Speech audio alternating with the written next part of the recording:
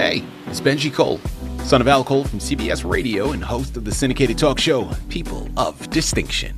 A talk that gives you an in-depth view of some of the most dynamic, intelligent, and successful people on the planet. Run to our website, alcoleenterprises.com for more info.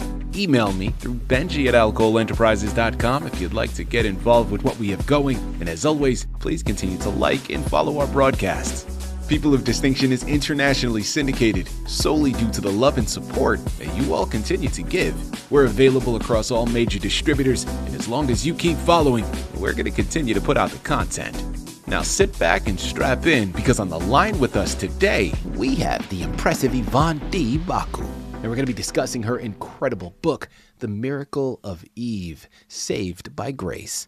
It's Amazon, it's Barnes & Noble, man, it's a lot of other places. You got to head on over there, pick up copies of this magnificent book, and once we start discussing it, you're going to see why I say that. Now, I quickly want to take this opportunity before we go any further and point out the fact that Yvonne was brought to us by Studio of Books. So for my writers out there listening in who have gone through their process, and now you're looking around because you need a place to move the book, well, head on over to studioofbooks.org and gather all of the ways that their fantastic team is more than equipped to help you do just that.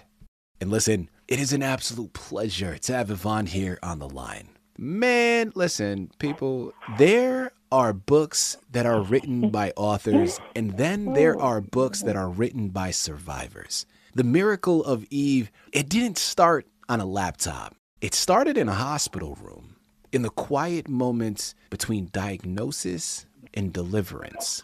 Now follow me here, okay? Because today, Yvonne walks us through what it actually costs to refuse a label, why grace isn't passive, and how a young mother from Ghana became a voice for women who forgot that they could rise. You're going to want to lean in for this one, man. This is it's so much larger than one woman's story. Now, on the face value, that it is, but this is an inspirational memoir. You're going to hear about her incredible journey, and you're going to be able to tackle the obstacles in front of you. I promise you that much. Sit back and strap in. Here we go. Yvonne, welcome to the network, and thank you again for being with us. How are you doing today? I'm doing wonderful. Thank you for having me over.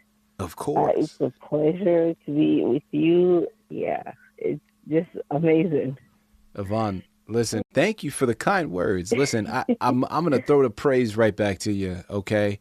You are the absolute embodiment of a person of distinction. I really do mean that. Like, what our network stands for, you embody fully. Your journey is something that is deeply personal to you, but remarkably informative and inspirational for everyone that picks it up. So, listen, we don't have a platform without you. And we thank you for being here with us to discuss it because, like I mentioned, especially when it comes to that, listen, by this point, it's almost a vulgar term, right? Like when we talk about this word, that C word, it's like, man, you better watch your mouth, okay? It's something that we don't want to talk about. We don't like to address, but we know that a massive amount of the population hears that diagnosis in their lifetime. Yeah. Right? Okay.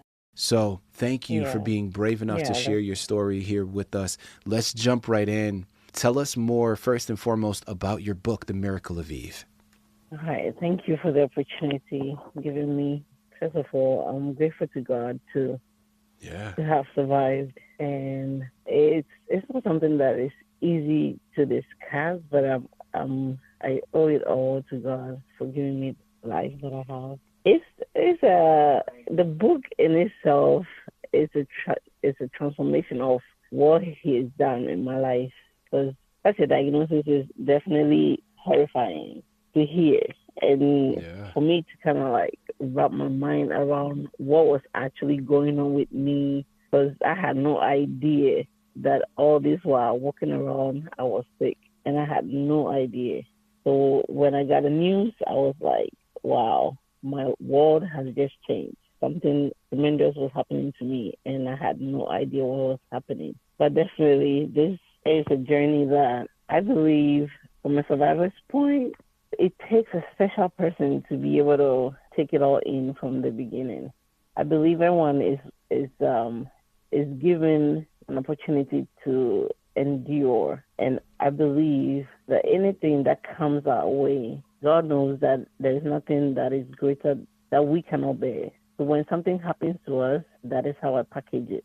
He knows I could go through it. He knows I'll be able to handle it. So when it happens, I know he has a plan.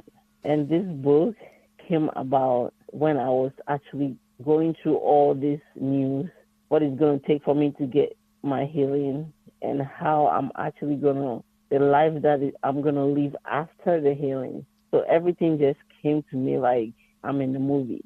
That's all I thought about. I was like, I'm just about to begin a life of a movie, because this is a life that I'm living, but it's also my story. And I get to live it, I get to tell it, and I get others to understand it from the perspective of not looking at what happened to me as a predicament, but an opportunity to grow.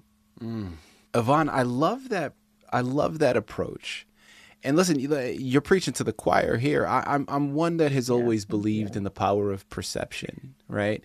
And even in our darkest moments, if we choose to find that silver lining, if we choose to find what is the lesson here, what can be learned, what can I utilize even in the most traumatic of circumstances that I can build from, I think is a crucial component and a beautiful perception to take. And listen, people, man, take that one to the bank, okay? Because that's a beautiful one that you're going to be able to use. I'm curious now, Yvonne, like, I guess the next logical question would be inspiration, right? Like, listen, I'm very glad that you did. I recognize the power and the wisdom that your book possesses. But let's be honest. Let's call a spade a spade. You didn't have to write the book. You could have just spoke to those around you and offered wisdom verbally that way. Now, again, very glad that you did. But what would you say, like, what was the reason why you felt compelled, why you felt inspired to share your story? That's very correct, and thank you for your compliment. It's I won't say it's a compelling. It's more of reaching out to those who find themselves in a similar situation, because my writing is more like a voice, or giving a voice to what others didn't know, or what others are thinking of, or what others can relate to. So every time I thought of it, I was like, no, I have to really let this out for people to get inspired, because whatever circumstance they could be in, they could always relate to this story, relate to what I've written, and know that there is always light at the end of the tunnel. There's something better out there. And getting a diagnosis or having an illness doesn't put a stop to what God has given them. You can always rise up. You can always come out stronger than whatever sickness you go through. So that is what my writing is. It's more like a voice. So that is my inspiration, because it can reach to many people where I can talk to them personally, but that voice still echoes through my writing. People, remember, you got to head on over to Amazon and Barnes & Noble. You got to purchase your copies. The Miracle of Eve, Saved by Grace. This is one you need to add to your shelf. I promise you, you're going to follow alongside her, but it's amazing how well it's going to impact your journey. And I want to go there next because, listen, Yvonne, you dedicate your book to women going through down moments in their lives. Well, I'm curious to know, like, when you were at your lowest, was there a specific face that you imagined reading this book one day? I mean, was it a younger version of yourself, or even perhaps your children, so that they could understand the strength of their mother? Like, who did you envision as the reader? That is quite a unique question. Yeah, I definitely relate the book to women or girls, or anyone that could be going through their down moments. And down moments could be probably getting a raise. A down moment could be probably having an appointment that you so dearly wish you'll be promoted, terminated. A down moment could be you going through challenges, like at a workplace. A down moment could be anything that you perceive it to be. And how do my younger self want to relate to that down moment? I want my younger self to be able to find strength in whatever situation that comes my way. So that down moment could be anything that could be happening to anyone at any point in time and at any point in their journey through life. And in that down moment, there is always something that was positive at a point in time that you can always draw from. And for we believers, we always draw from Christ because he came and paid the price. For every down moment that we might go through, he had already gone through it. Yeah. So that would be like what I would say. Every woman can find something from there. That is the down moment that I'm talking about. I want to go into the title now. Okay. Now, listen, I love what you're doing here. And as someone that was raised in a family filled with some of the strongest women I have ever had the pleasure of knowing, let alone be connected to for a lifetime, it is something that I believe in fully. But I also know that there are a lot of people when you talk about Eve from the Bible, like I think Eve is traditionally blamed for the fall of mankind, right? Or I don't know, maybe that's too harsh, but like she's not necessarily looked at upon favorably by a lot of people. Again, I don't hold that belief, but when you see that, when you hear the story of Adam and Eve and their exile from the Garden of Eden and everything that transpired, a lot of people will look negatively upon Eve. Well, I'm curious to know, by naming your book this, why reclaim her name? Like, what does Eve represent to you that traditional churches or traditional church goers often miss? Wow. Yeah. That is, I like the angle you're coming from. It's really, really cool. Yeah. Relating to Eve, because it's, traditionally, everyone, she gets blamed for everything that happened to humanity because of her. And so there's so much emphasis laid on her, and everything is her fault. Because humanity would have got a better place to live at and not worry about anything if she had not gone to, get the fruit and ate and brought to Adam. But in relating to this, I cannot put myself in that spot. I claim that from that perspective because at that moment, God could have just allowed or could have just stopped her from eating that fruit. He could have come in and intervened, but he still gave Eve the choice. Still gave her the ability to make that choice herself. Okay, so God didn't create to kind of make our life so automated that everything he chooses for us. He still gave us a free will. So Eve was given a free will at that time to be able to choose between good and evil in relating to it traditionally. And from a different perspective, Adam also had a choice to say, okay, even though one person committed the offense, I don't want to be a partaker of the offense by not going ahead to accept to eat the fruit. That way, it prevents humanity from not going the route that we all had to endure until Jesus Christ came and saved us and then reclaim us back onto the line of what we're supposed to have and benefit, right? So from that perspective, if here going through this diagnosis, it's like there's something that she had to do before that diagnosis came upon her. What in this perspective was, how was I living?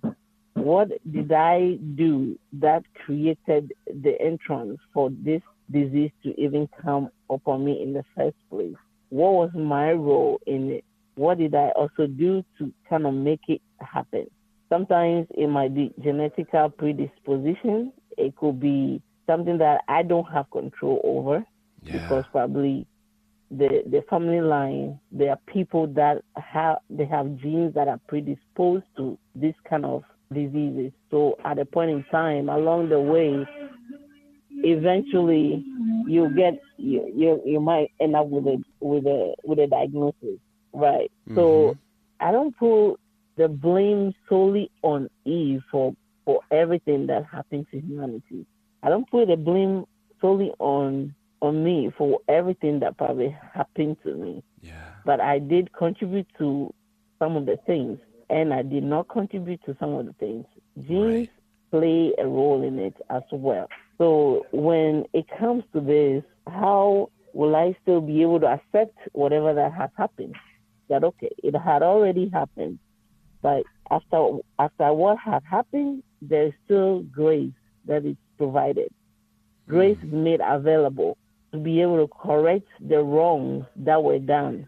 Grace was still available for Adam and Eve to be redeemed by the second Adam, Jesus Christ, that came and died for all of us. Yeah. So that grace that is made available is what saved me. So reaching out to Him when I'm in trouble is what saved me. So that is why it's the miracle of Eve that is saved by that grace. That grace is through Jesus Christ, because He is the one that gave the knowledge to the doctors, gave the knowledge to the pharmacists, gave the knowledge to all these teams of people that worked on making sure that I was cured. Thank People, you. you know where you gotta go, man. I'm gonna say it again. It's Amazon, Yeah. it's Barnes and Noble. Pick Yeah. up your copies. Allow this to be that inspiration for you. Like, listen, man, Cancer tried to write the ending. Fear tried to write her chapters, but Yvonne picked up the pen and she wrote Grace instead. The Miracle of Eve is out now. And if you've Yeah. ever felt disqualified, if you've ever felt dismissed, if you've ever felt done, this book is your permission slip to start again. So for everybody out there, man, listen, thank you for listening. Thank you for staying in whatever season you may be in right now. Just remember, it's a season. It's not a sentence. Stick with it. Stay faithful. right. Stay on that path. Again, pick up your copies today. Yvonne, this has been a true pleasure. I really do mean that. An absolute honor. Thank you once again for being a guest on People of Distinction. Oh my God, it was awesome. Oh God, you're welcome. Thank you for having me. It was a pleasure speaking with you.